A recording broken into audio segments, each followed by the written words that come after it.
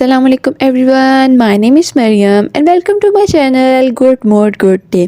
उम्मीद करती हूँ कि आप लोगों का दिन भी अच्छा गुजर रहा होगा, आप लोगों का मूड भी अच्छा होगा और साथ ही साथ आप लोग अच्छे अच्छे खाने खाकर अपनी हेल्थ को भी अच्छा बना रहे होंगे। आज की इस वीडियो में मैं ब्लड प्रेशर के बारे में बात करने वाली हूँ कि किस तरह हम नेचुरल तौर पर ब्लड प्रेशर को कंट्रोल रख सकते हैं, क्योंकि आजकल हाई ब्लड प्रेशर का मसला हर दूसरे बंदे में पाया जाता है और कि इसको सॉल्व करने के लिए हम डॉक्टर्स के पास जाते हैं, मेडिसिन्स खाते हैं और तब जाकर कहीं हमारा ब्लड प्रेशर कंट्रोल रहता है। जबकि हम अपने लाइफस्टाइल को अच्छा बनाकर हम हेल्दी फूड खाकर भी नेचुरल तौर पर हम अपने ब्लड प्रेशर को कंट्रोल रख सकते हैं, बिकॉज कुदरत ने हमें बहुत से ऐसे हर्ब्स दी हैं, ऐसे स्पाइसेस दिए हैं जिससे हमारा ब्लड प्रेशर कंट्रोल रहता है और साथ ही साथ बहुत से हेल्थ बेनिफिट्स भी मिलते हैं और कोई साइड इफ़ेक्ट नहीं होता। आज मैं जिस स्पाइस पर बात करने वाली हूँ वो ना सिर्फ हमारे ब्लड प्रेशर को कंट्रोल रखेगा बल्कि साथ ही साथ बहुत से हेल्थ बेनिफिट भी देगा और बहुत सी डिजीज़ को क्योर भी कर देगा, हमारी डाइजेशन को अच्छा बना देगा, हमारे स्टमक को की वर्किंग को अच्छा कर देगा, हमारा मेटाबॉलिज्म इससे अच्छा वर्क करेगा। जिनको वेट लॉस करना है उनके वेट लॉस में भी ये हेल्प करेगा, जिनको रिस्पिरेटरी प्रॉब्लम्स है या ब्रोंकाइटिस है उसको भी ये दूर कर देता है, उसको भी हेल्प कर देता है। जिनको बैड ब्रीथ का मसला है, यानी कि मुंह से बदबू आती है, क्योंकि ये भी स्टमक की वजह से होता है, अगर स्टमक सही से वर्क ना करे तो मुंह से बदबू आना शुरू हो जाती है, ये उसको भी हेल्प कर देता है क्योर करने में।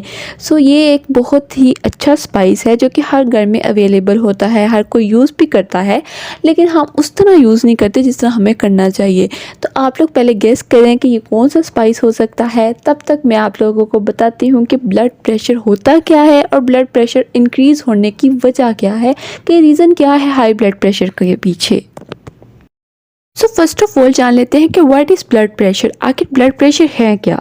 तो जो हमारा हार्ट है उसने ही पंप कराना होता है पूरी बॉडी में ब्लड को, तो ब्लड को किस तरह उसने भेजना है कि हमारा हार्ट पंप करता है ब्लड को आर्टरीज़ के थ्रू, आर्टरीज़ आगे पहुंचाती है पूरी बॉडी के अंदर ब्लड को। जब आर्टरीज़ की वॉल पर ब्लड का प्रेशर पड़ता है ना, उस प्रेशर को हम कहते हैं ये है ब्लड प्रेशर, ठीक है। और ये ब्लड हमारी पूरी बॉडी को आर्टरीज़ आगे सप्लाई कर देती है, हमारे ऑर्गन्स को, हमारे ग्लैंड्स को, हर जगह ये हमारा ब्लड चला जाता है।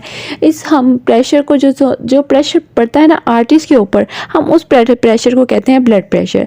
अब हाई ब्लड प्रेशर क्या होता है उसको भी जान लेते हैं। तो हाई ब्लड प्रेशर को हाइपरटेंशन भी कहा जाता है। जब हमारा हार्ट ब्लड की फ्लो करा रहा है, उसने प्रेशर डाला है आर्टरीज पे, जब ये प्रेशर इंक्रीज हो जाता है, हमारे हार्ट को मुश्किल हो जाती है ब्लड का फ्लो कराने में, तब हमारा जो ब्लड प्रेशर है वो हाई हो जाता है। ये मैं बहुत ही आसान लफ्ज़ों में बता रही हूँ कि ब्लड प्रेशर किस तरह इंक्रीज़ होता है। अब हमारी जो आर्टरीज है उसमें कोई मसला होगा तभी हमारा ब्लड का फ्लो मतलब कि इंक्रीज़ कर रहा है ना हार्ट।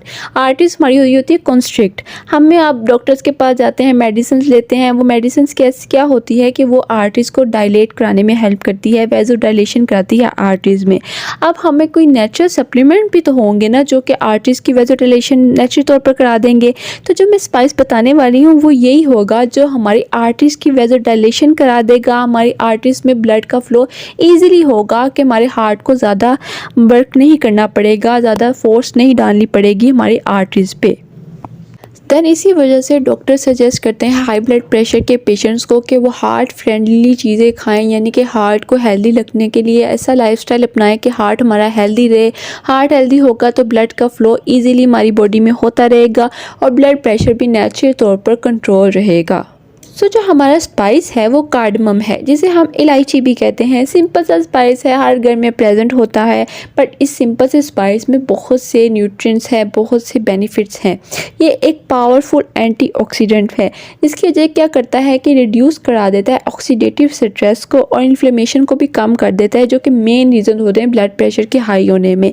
तो ये जब इन चीज़ों को कम करा देगा तो ब्लड प्रेशर ऑटोमेटिकली नॉर्मल हो जाएगा। ये वेजो डायलेशन में भी हेल्प करता है, आर्टरीज को वेज़ोडाइलेट करा देता है, जिसकी वजह से हार्ट को लेस वर्क करना पड़ता है और प्रेशर जो सा होता है वो आराम से उतना ही पड़ता है आर्टरीज पे जितना पड़ना चाहिए, ज़्यादा नहीं पड़ता। और हमारी जो ब्लड का फ्लो है वो आर्टरीज के थ्रू ईजिली हो जाता है और आर्टरीज के थ्रू जिस तरह ब्लड जाता है वो हमारे ग्लैंड्स को मिलता है, हमारे टिश्यूज़ को मिलता है, हमारे ऑर्गन्स को मिलता है, हमारे सेल्स को मिलता है, हर जगह ब्लड का फ्लो ईजिली हो जाता है और सिंपली से हमारा क्या होता है कि हमारा ब्लड प्रेशर कंट्रोल रहता है।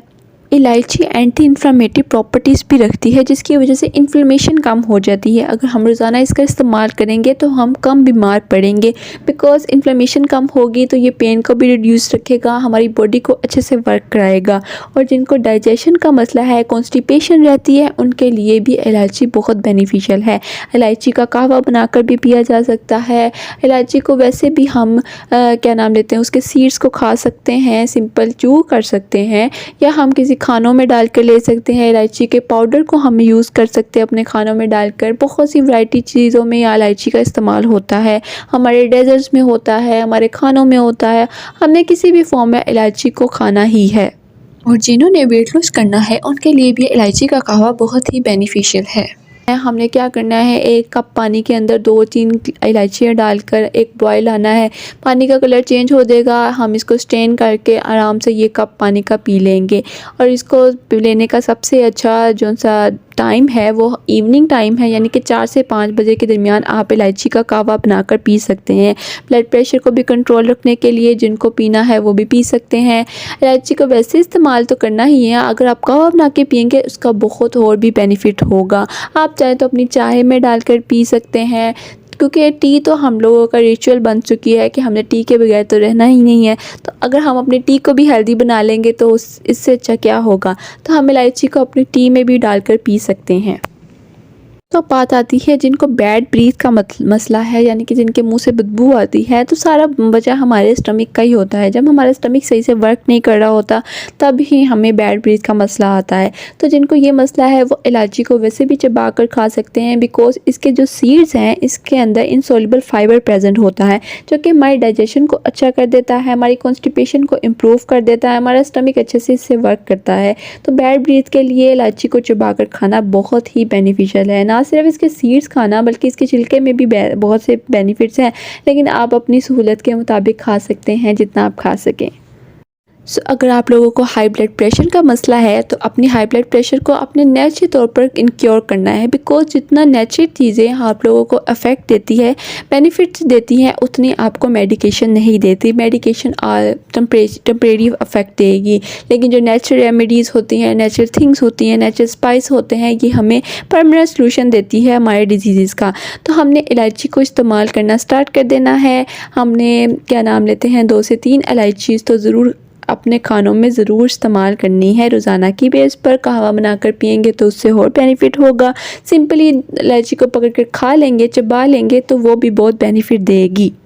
उम्मीद करती हूँ कि आप लोगों को वीडियो अच्छी लगी होगी। वीडियो अच्छी लगी हो तो लाइक लाजमी कीजिएगा और मेरे चैनल को सब्सक्राइब भी कर दीजिएगा। और अगली वीडियो आप लोग किस टॉपिक पर चाहते हैं, कोई सजेशन देना चाहते हैं तो ज़रूर कमेंट बॉक्स में दीजिएगा। अगर कोई क्वेश्चन पूछना चाहते हैं तो वो भी पूछ लीजिएगा, मैं आंसर कर दूँगी।